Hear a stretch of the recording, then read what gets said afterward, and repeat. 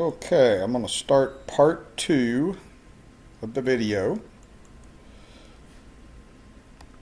Okay, so to begin with, I'm going to look at how you do implicit differentiation.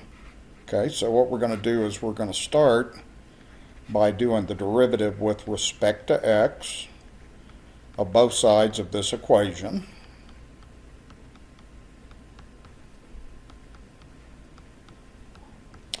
Okay, the part of this problem I think that students sometimes overlook is this part right here, and that's a product rule. So I'm going to kind of go through as I do this, think about, we're doing first times derivative of second plus second times derivative of first. Okay, so when I do this little piece right here that I got in yellow, the first is x squared. When we multiply by the derivative of y is y prime. Okay, then we do it backwards, the second's y, and then the derivative of x squared is 2x. Okay, now remember, anytime you're differentiating a y term, you're going to have that y prime. So when you're doing the derivative of y, technically it's 1, but the variables don't match, so it's y prime. Okay, all right, so that takes care of that part then, and that's the product rule. So that's the part you have to be careful about. Okay, then I'll just continue from here. Now we've got the derivative of y squared is negative 2y. The variables do not match, so that will be y prime. And then the derivative of 8x is 8. Variables do match, so you don't need x prime. And then the derivative of 10 is 0. Okay, so that is your first step. And then what we want to do is we want to basically get anything that has a y prime together on one side of the equation, and then the other two things need to go the other side. Okay, so I'm going to move this over here and then complete the problem. So I've got x squared times y prime minus 2y times y prime. I'm going to move everything else the other side, so that's negative 2xy minus 8. Okay, like that. All right. Now what I need to do is, if I'm going to solve for y prime, I need to factor this out. So let's factor out the y prime. So I'll have y prime times x squared minus 2y equals negative 2xy minus 8. Okay, then divide both sides by x squared minus 2y, and then we'll see if there's any algebraic simplification we can do. So that'll cancel that out, and the goal on this is to find what y prime is. So it looks like this will be a good answer. Negative 2xy minus 8 over x squared minus 2y. Okay. You could factor a 2 out of the top, but it's really not necessary. Okay, next problem is a little bit more implicit differentiation, although this time you're going to evaluate at a point to find the slope of a tangent line. So the first step is we're going to do the derivative of both sides of this equation. Okay, be real careful with each piece that you do. Okay, so the derivative of x squared we know is 2x. The variables do match, so you're done. The derivative of y technically is negative 1, but the variables don't match, so it's y prime. So anytime you're doing derivative of y, it's just y prime. Okay. And then on this side, well, we know that the derivative of an exponential function is itself. The constant comes down, so we have that. And since the variables don't match, we also have to multiply by y prime. Okay, so now what we got to do is we need to decide which side we want y prime on, and then solve for y prime. So what I'm going to choose to do on this is I'm going to take this part, since it has a y prime, and I'm going to move it over there, and then the 2x does not have a y prime, so I just leave that alone. Okay, all right, so I think we're good there, so I'll finish up. Okay, all right, so what I'm going to do next here is, let's move that over. So I'm going to leave the 2x where it is. Now I've got 4e to the y times y prime. When I move this to the other side, the sign changes because I'm adding y prime to both sides of the equation. Okay, now what we're going to do, like the last problem, we're going to factor that y prime out. So we have 2x is equal to y prime. Take that out, you'll be left with 4e to the y plus 1. Be sure when you factor that you multiply it out and make sure you're right. Do a distributive property to make sure you're right. Okay, now we're going to get y prime by itself. So that means we need to divide both sides of this equation by this quantity. Okay, and what that's going to give from here, I've got 2x over 4e to the y plus 1 is equal to y prime. Okay, so that's step one. Now what we're going to do next is we're going to plug in the two zeros. So a lot of times I like to write this like this: y prime evaluated at 2, 0. Again, x is 2, y is 0. So everywhere in your answer here, everywhere you see x, put in a 2. So we have 2 times 2. Everywhere you see a y, you'll put in a 0. So that's just going to be 4e to the 0 plus 1. Kind of have to work it out. 2 times 2 is 4. This would be 4 times 1 plus 1. E to the 0 is 1. So that's 4 over 5. So that should be the solution to that problem then. Okay, so there's a couple of examples of implicit differentiation. You want to know how to just handle any kind of situation where you have implicit differentiation, and you also want to evaluate at a given point to find the slope of a tangent line. Those are the two things. Okay, now next thing we're going to look at is related rates. And when we're doing related rates, the way I generally test over this is, after I give the problem, but then I have you go through these steps. Okay, so the key thing on here is after you read this to be able to put together the steps on this, and this kind of takes you through the problem. So let's see, I think we've looked at this problem before. This says a boat is being pulled toward a dock, as shown below. If the rope is being pulled in at 3 feet per second, how fast is the distance between the dock and the boat decreasing when it is 30 feet from the dock? So what you always want to do on this is you want to draw a picture. Now I've already given you the picture here, but we're going to need to decide how we're going to do our variables. So that's going to be up to you. Okay, so let's just draw a right triangle, or you can just write over the diagram we already have here. But the key thing is we have a right triangle, and at this stage right here, we know that's 4 feet, and that's not going to change.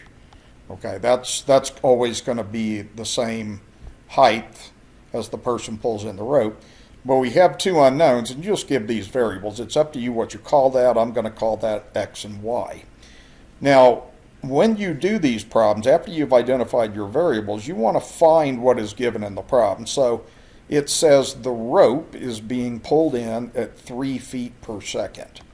Okay, so the rope is y, is what I'm doing. So what we're going to have then is we're going to have the given information, dy over dt is going to be equal to 3 feet per second. Okay, so that would be your rate there, 3 feet per second. That's a real key to the problem, is make sure that your variables match up. The other part of the problem it said was you're going to find how fast the distance between the dock and boat is decreasing. So see, this part right here is x. That's what you're going to try to find, is dx over dt. Okay, and that's going to be decreasing. Okay, and then it says when it is 30 feet from the dock. So you're kind of looking at when x is 30 feet. Okay, so as soon as we get 30 feet from the dock, then we're going to be able to find that rate of change of the boat as it moves towards the dock. Okay, so that's what we've got so far. And to me, that's a real key to these problems, is when you get your variables, identify in correct Leibniz notation what's being given then. Okay? Okay, so next thing I want to do here,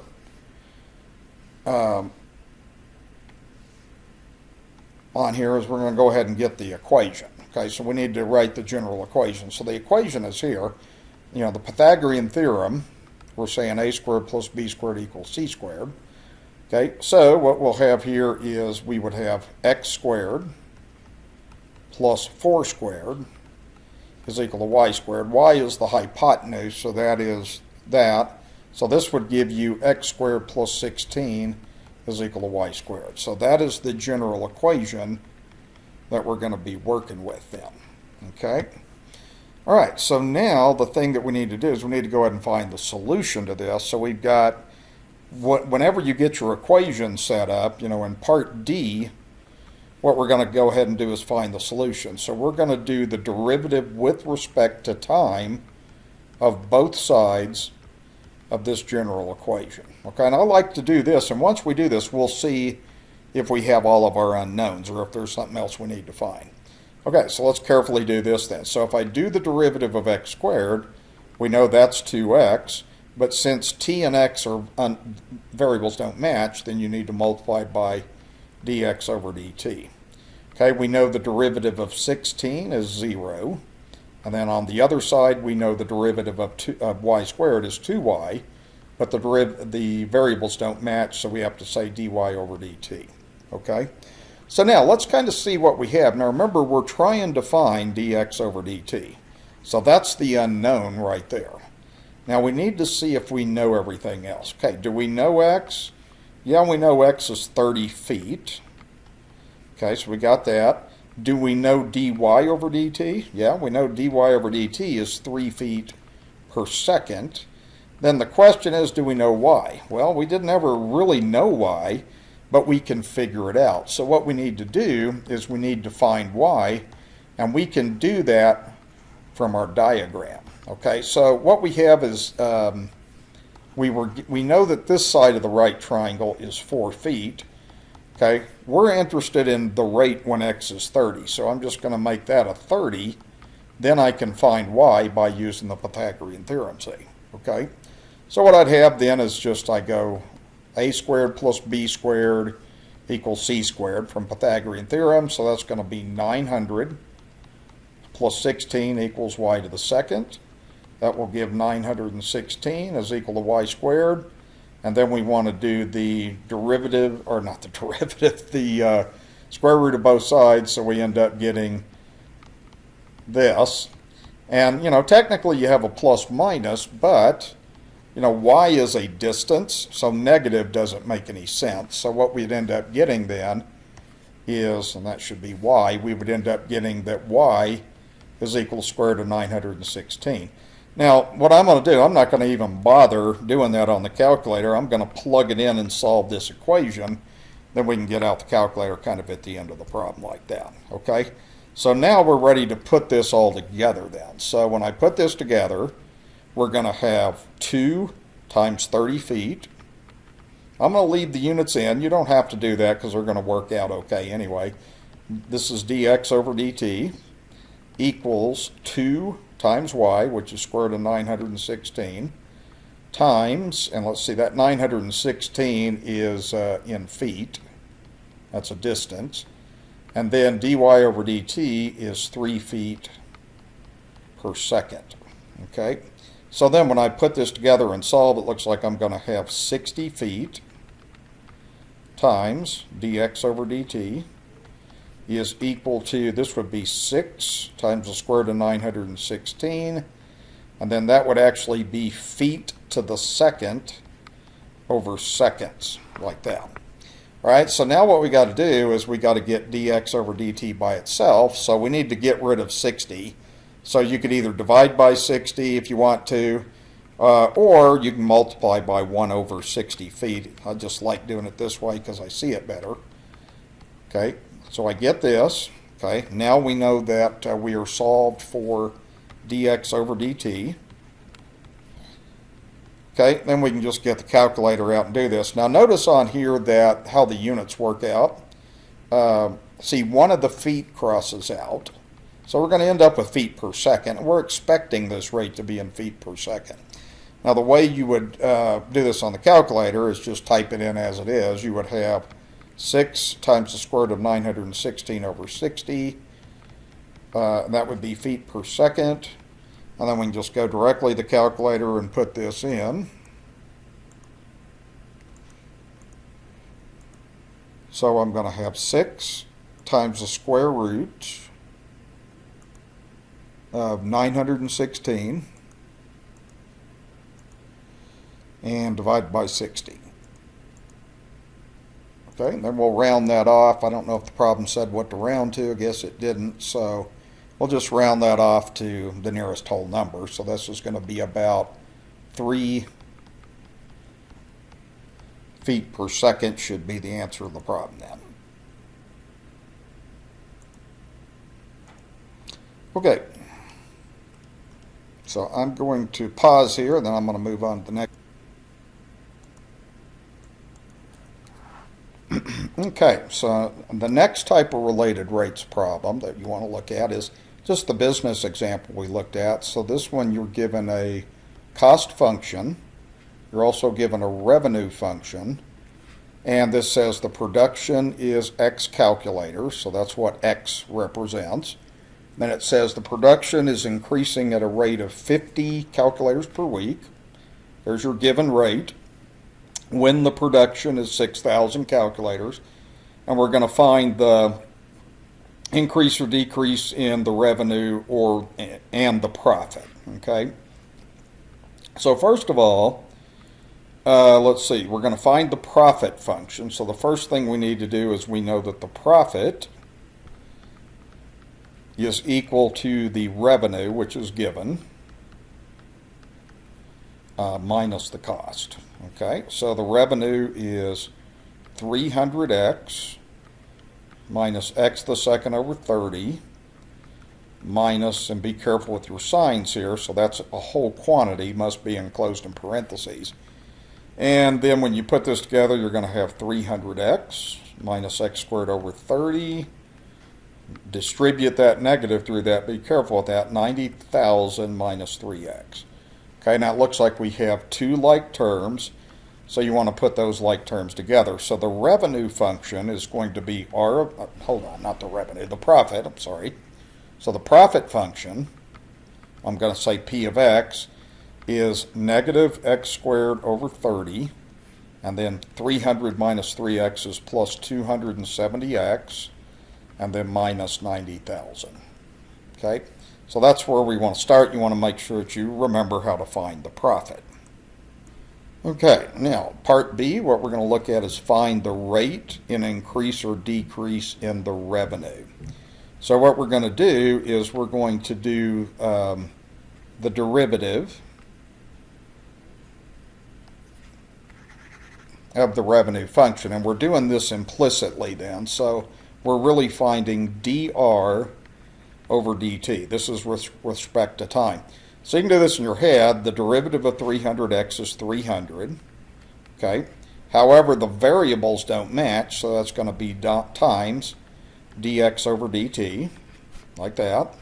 Okay, do the next part. We know the derivative of this is 2x over 30. 30 is just a constant, so you don't need to do anything with that. Again, the variables don't match, so that's dx over dt.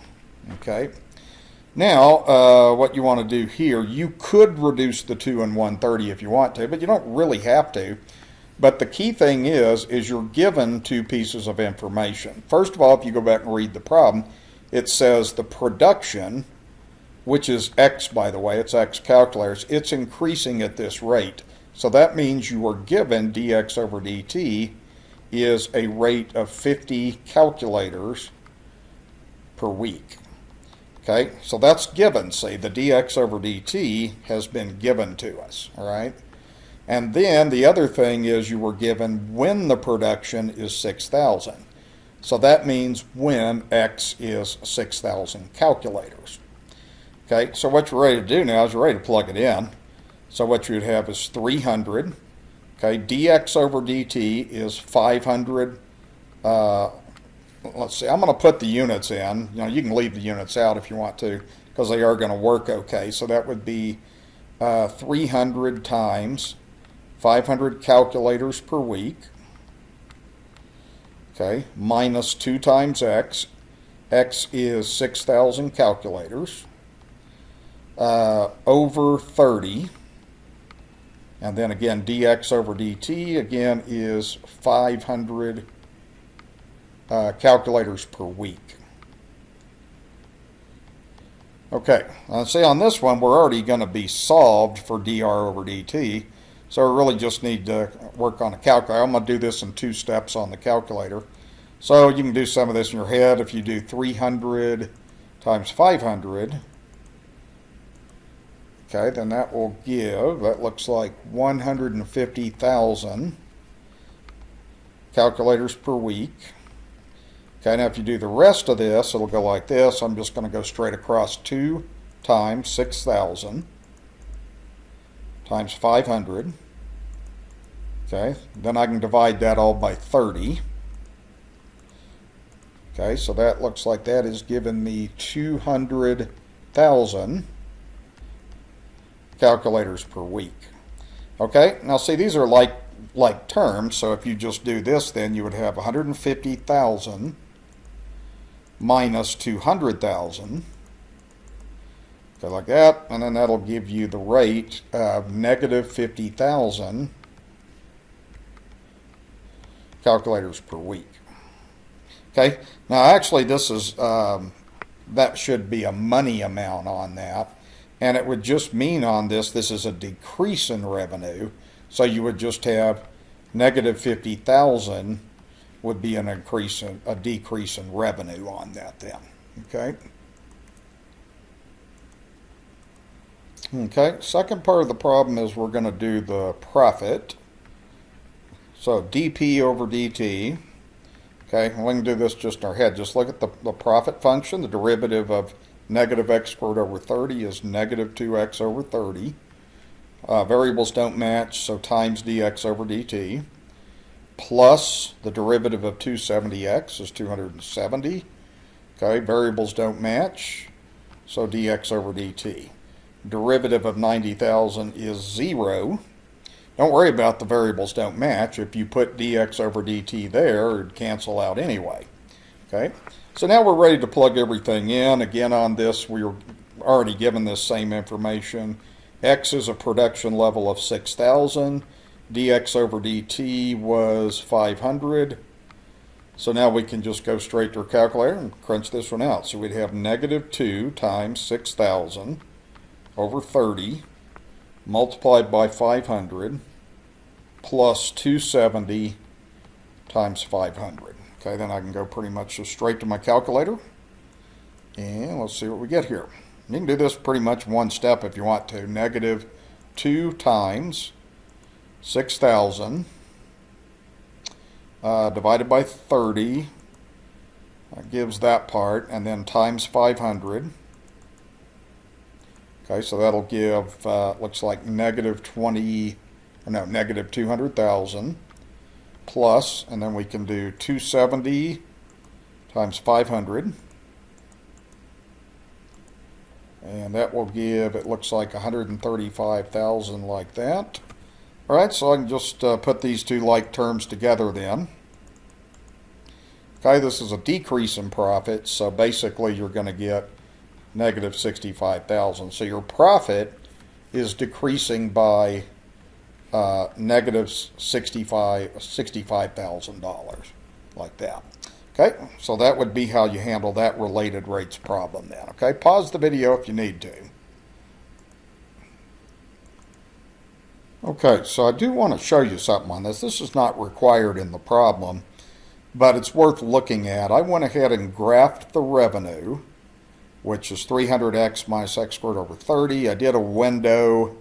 I'll slide this over here so you can kind of see what the window looks like. And this is just to kind of help you understand the problem. At least I hope it helps you understand this.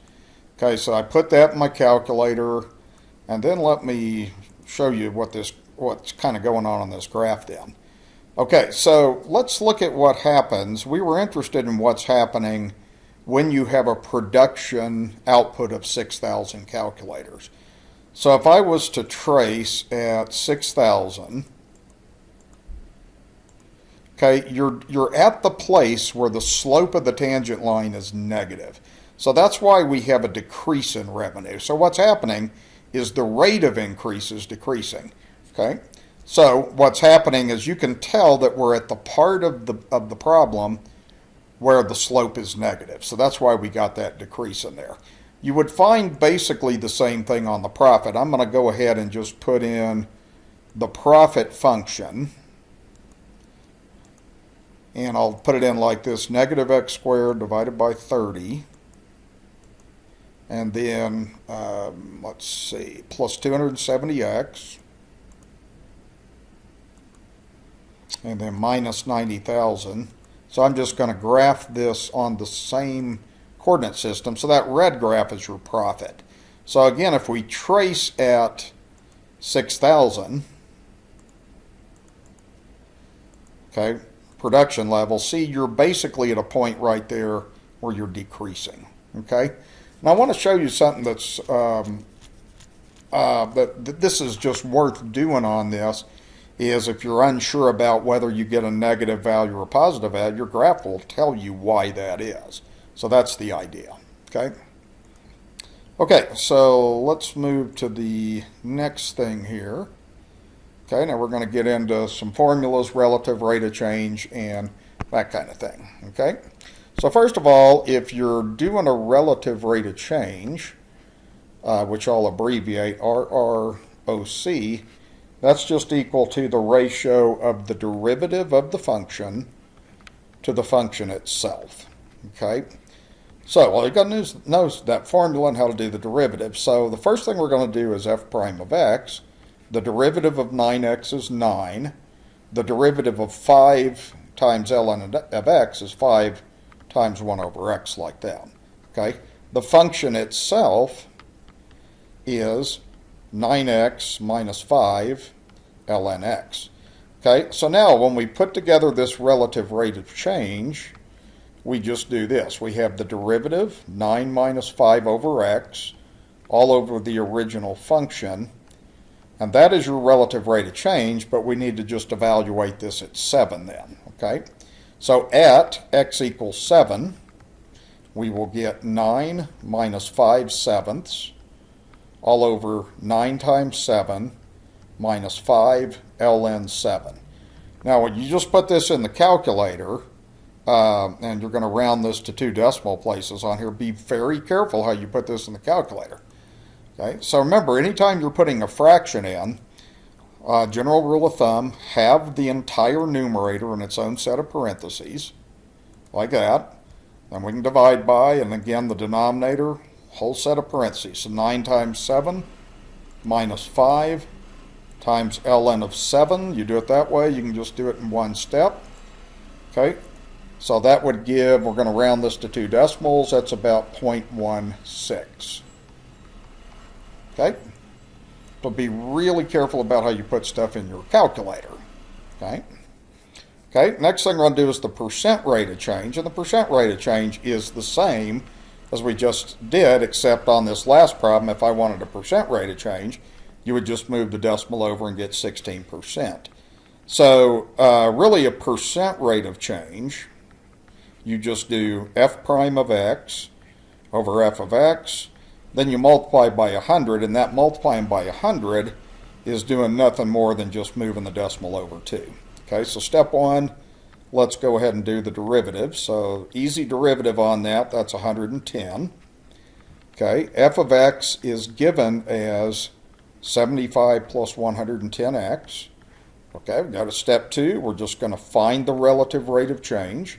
Again, that is the derivative, 110 over the function. Okay, and then at x equals 4, we plug in. So we're going to get 110 over 75 plus 110 times 75. And we can go directly to the calculator and just crunch that out in one step then. Okay, so I'm going to go 110.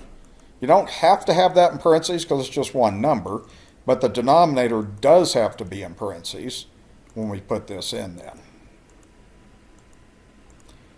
Okay, and that's going to give this now. So all we got to do is just move that decimal over 2 to the right. So we have 0.0132132. Really what you're doing is multiplying by 100, and that moves that over for you. So you would end up having about 1.32% if you round that off. Okay? All right, so that's just kind of a slight difference between a relative rate of change and a percent rate of change. Okay, all right. And I'll slide this over here just in case you want to view what I did on the calculator. Okay. All right, next thing we're going to look at is you're given a demand function. Okay, so on this one, what we're going to do is we're going to find the elasticity. So the elasticity, E of P, the formula is negative P times F prime of P over F of P. Now again, I want you to notice in here that this is the relative rate of change. So you're still just really crunching out that relative rate of change, but you're multiplying it by negative P. Okay, so when you find an elasticity function, first thing you should always do is just do the derivative. Okay, so the derivative of this function, derivative of 875 is 0, derivative of negative P is negative 1, derivative of the next part is 0.10p by the power rule. Okay, so that will just give the derivative is negative 1 minus 0.10p. Okay, now we're going to formulate the elasticity function. So what we do is you write down negative p, that's an important part of your formula. That's just in your formula. Then you multiply by the derivative, which is negative 1 minus 0.10p. And then you divide by f of p. F of p is what you were given originally. 875 minus p minus 0.05 p to the second. So see this part right here that I'm highlighting in yellow, that's the rate of relative rate of change. Now all you got to do is just distribute. So negative p times negative 1 is p. Negative p times negative 0.10 is positive 0.10p.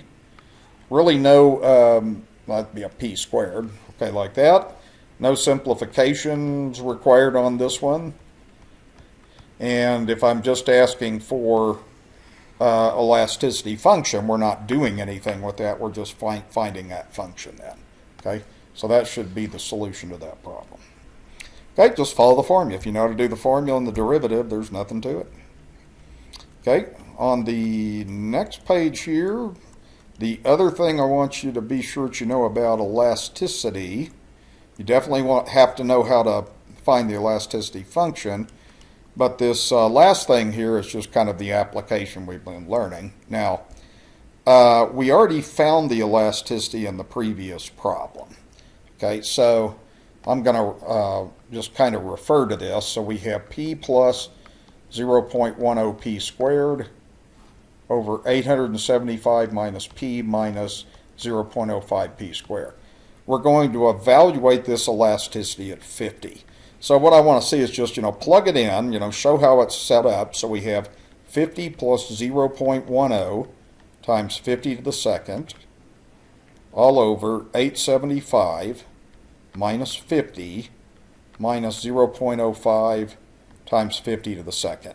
It's probably a good idea to do this in 2 steps on your calculator, just recording the numerator and denominator. Okay, so on this one we'd have 50 plus 0.10 times 50 to the second. Okay, get that? That's 300. Okay, go to the bottom. 875 minus 50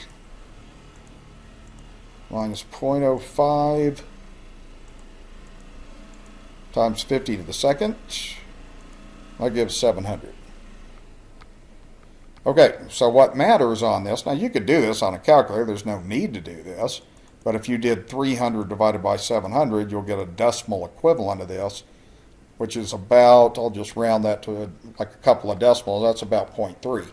Now, since that's less than 1, then we make the determination that that is inelastic. So inelastic just means the elasticity is less than 1. Okay?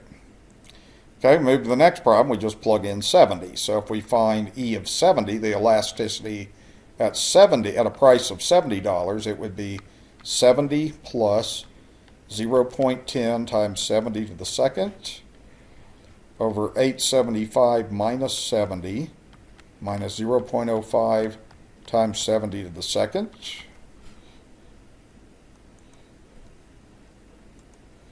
Okay, and then just do the numerator in one step, 70 plus 0.10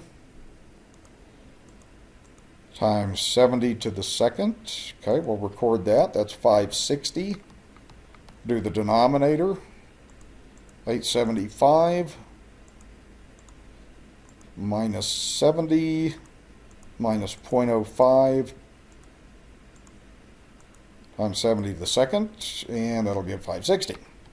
Okay, this time we're equal to 1, so that means it's unit elastic.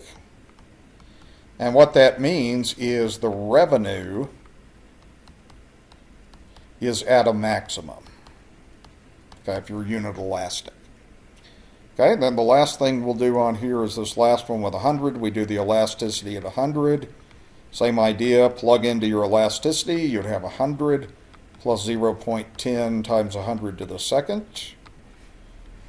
over 875 minus 100 minus 0.05 times 100 to the second.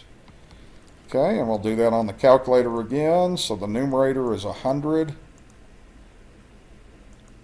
plus 0.10 times 100 to the second. It's 1100. Then I'll do the denominator.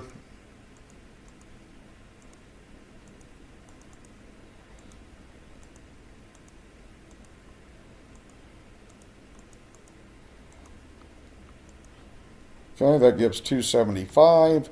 Now that's greater than 1, so that just means that is elastic.